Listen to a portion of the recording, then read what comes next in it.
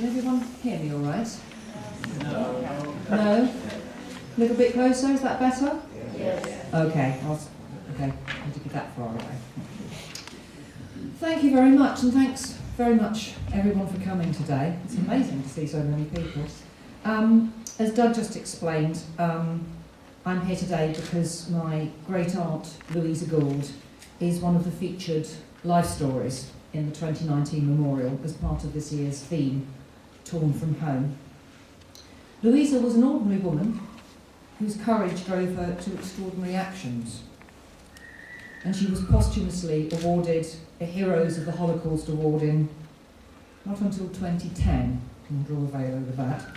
And some of you may have seen the film that I mentioned, which I wrote, Another Mother's Son. I realise that most of you here, being islanders, were probably familiar with her story, but in case there's a few of you who are not, I will just very briefly retell it. Louisa Gould, known to everyone as Lou, was a middle-aged widow who ran Millet General Stores in St Wands and had two sons in the forces, the eldest of whom was killed in action in 1941. Some months later, a young Russian, Fyodor Bury, was brought here by the organisation TOT as a slave worker. He escaped and found his way to one of Lou's neighbours, and Lou agreed to shelter him on the basis that, in her own words, she felt that she had to help another mother's son. Bill, as Fyodor became known, spent almost 2 years with Lou. She taught him English, and she cut down her son's old clothes for him, and he pretty much became one of the family. And ironically, it was Lou's maternal affection for Bill that became her fatal flaw. She kept him far longer than was safe, and confident in the trustworthiness of the Jersey people, she became very lax about security, and she often took him to church or went into town on the bus with him. In May 1944, they were betrayed to the German authorities via an anonymous letter. Bill managed to escape, courtesy of Bob LeSueur, who is here today, I'm very pleased to say. And the house search revealed incriminating evidence and several forbidden items. Lou was arrested along with her sister Ivy, brother Harold, and several others who were involved. Lou, Harold and Lou's friend Bert Pitterley were sentenced to prison terms in Germany. Bert escaped and returned to Jersey, but Harold was sent to Neuengamme and later to Belsen, and Lou was sent to Ravensbrück. Harold was rescued in April 1945, very close to death, and bizarrely, my husband's grandfather was actually one of the liberators. Extraordinary, isn't it? And after 6 months in Ravensbrück, where apparently she was determinedly cheerful and helpful to other prisoners, Lou was selected for the gas chamber on the 13th of February 1945, aged 53. I grew up knowing the outline of this, and as I got older, and I became a writer who specialised in factual drama, I felt a responsibility to get the story up to a wider public. Now the film is made and it's out there for future generations. And the most satisfying part for me is that practically everyone I know, outside of the islands who saw it, said afterwards, I had no idea. Not just about Louisa's individual story, but about the whole occupation of the Channel Islands. Growing up here, where the word occupation was pretty much synonymous with World War II, I was genuinely shocked to discover that most people in the UK, and I'm talking about educated, well-read people, had no clue of that particular aspect of British history. I know that there are some who say that too much looking back is not helpful, and I certainly agree that nostalgia through rose-tinted spectacles can be very dangerous.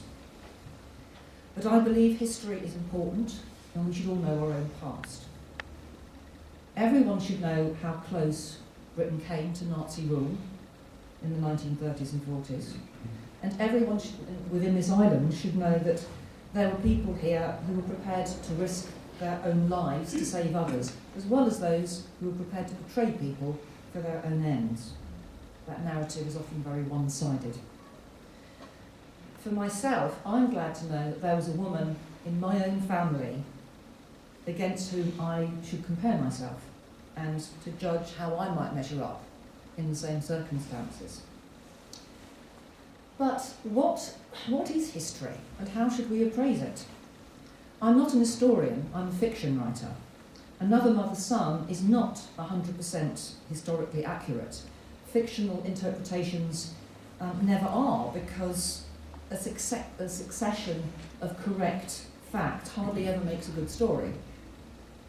As a writer in this genre, I've had to learn on every project that you have to bend the truth. You have to reimagine characters, telescope time, you have to fluff up bits of the story that you think are interesting and leave out some boring bits. So, although I do a lot of research, I also get to play God quite a lot, because I'm the one deciding what's significant or boring, or how to portray someone that I've never met. And I have mixed feelings about that. What if the changes that I made to make the script work and to make the film saleable become over the years the definitive version of events? People are lazy and they'll often watch a film rather than read a history book. But then I realised that this is a much wider point that goes far beyond screenwriting. If how we comprehend events and how we relate them to others affects how things are recorded for posterity, history becomes very personal indeed. We all have the power to influence people. The things we say and the way that we live each day contributes not just to the history of our own lives, but to the history of our whole community. And in that sense, we all carry a lot of responsibility for how we influence the future. Through my work, I've come to the conclusion that history is determined by quite basic feelings. Obviously, wars and genocides have many complex political causes, but long before it ever gets to that, dig around long enough, and at the beginning of the story, you will find an individual or a group of people motivated by a strong emotion. Feelings is what really drives us. Ask any advertising executive that. And it applies equally to the biggest political movement lasting years and affecting millions, and to the smallest personal event. We've all experienced that guy in the office who suddenly lays into a colleague one morning for no apparent reason, and then you find out that he just discovered his wife has cancer. And when I see a politician push cruel laws against a poor, powerless group to buy admiration from a power base, I now assume that something went very seriously wrong in that person's childhood that left him very damaged. Mentioning their names. When I'm researching, these are the moments that I'm looking for, because they are in effect the setup scenes for the rest of the movie. But what happens next? That depends on the reaction of the person or persons on the receiving end. The office victim might ask her colleague what's wrong, and they might become friends. Or she might stomp off and resign, which would have repercussions on her own life. The politician's voters might see through their leader and form their own protest movement. Or they might see it as a nod and a wink to beat up a couple of immigrants on the way home from the pub that night. And so our histories are created through a billion tiny chain reactions every single day, and our own choices impact on hundreds of people around us in ways that we can barely imagine. It's a wonderful life, or not. But it means we're all contributing every moment to a common history. And it means that a Holocaust doesn't begin with Adolf Hitler invading Poland. It starts with each and any of us sitting on a bus next to someone who has a different skin colour or a different accent or who dresses differently, and feeling, even privately, that they are somehow a little less than us. I don't believe I know a single person who would describe themselves as a racist. And yet bigotry and racism is currently flourishing in every community. And anyone who thinks that it doesn't apply to their community, I suggest that you ask around. Because these are a couple of examples when I asked around from just my own friends and family. The London teenager of Nigerian parents who apologised to a woman that she'd bumped into on the street, tried to pick up her bag for her, only to be told to effing leave it, darky. My own sister-in-law, who's Jewish, was followed home by drunken youths, this is quite recent, who screamed at her that she was Jewish scum, who deserved to be raped and killed. My niece, also Jewish of course, who had stones thrown at her by youths as she left her Jewish brownie pack. And spent much of her time at primary school, being called a boy Jew.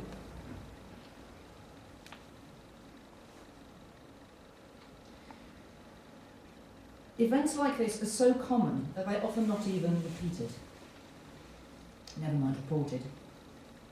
Maybe they're just isolated incidents by mindless idiots. But what if they're the early set-up scenes of a dark, scary movie? Because that's exactly what happened in the 1930s. And if we are all the writers of history, then what are we doing to try and write a better version? I think about Louisa, alone in her home, ageing and vulnerable. Yet she took in a young stranger who spoke no English and about whom she knew absolutely nothing. Of course, she was driven by feelings too, and I believe she was lonely and wanted company. And I think her desire to trust her own community overrode her common sense.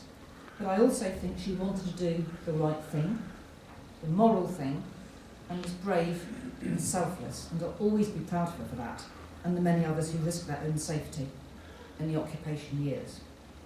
But let's not think of it as history. Let's think of it as an ongoing story that requires courage and compassion for all of us to complete it. Because anti-Semitism and racism writes a very ugly story. And if anyone understands that, it's the people of these islands, the only British community that actually lived the reality of that. Thank you very much.